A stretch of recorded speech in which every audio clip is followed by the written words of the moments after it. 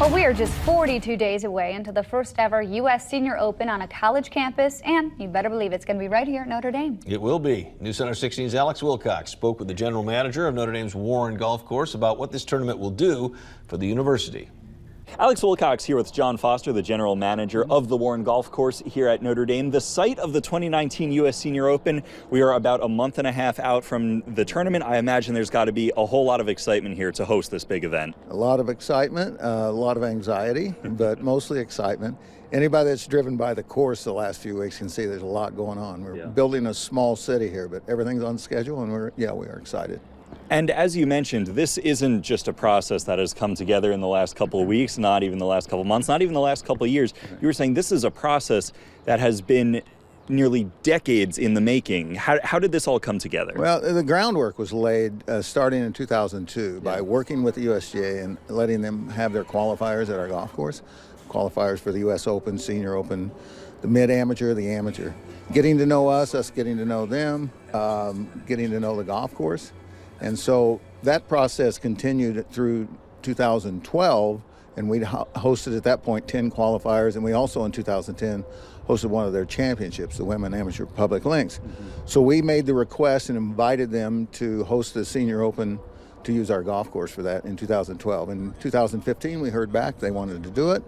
And the last 4 years has been preparing for it. Wow. So, yeah. It's amazing just to hear all the hard work that goes into putting this tournament on. Why was this something that Warren and that Notre Dame wanted to pursue? Yeah, I think both Bill Warren, who's our benefactor here, wanted it because he was familiar with USGA championships, being at Southern Hills in Tulsa. They'd hosted 2 Opens and 2 U.S. Amateurs.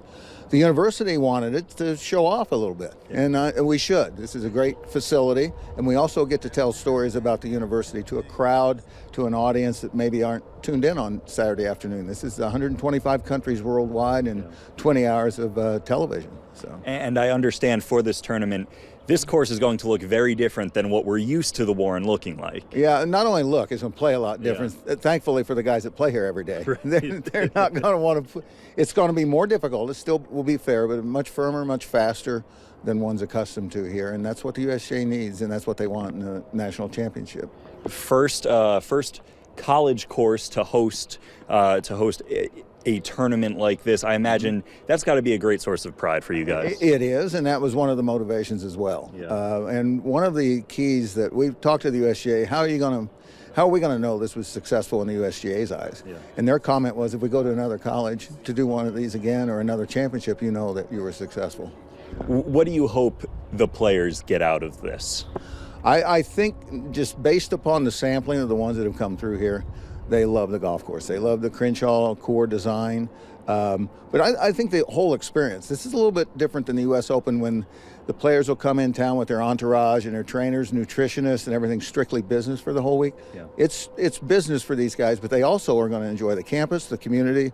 They bring their families to this. The one time a year maybe they travel with the entire family would be at this particular championship. So we need to put our best foot forward.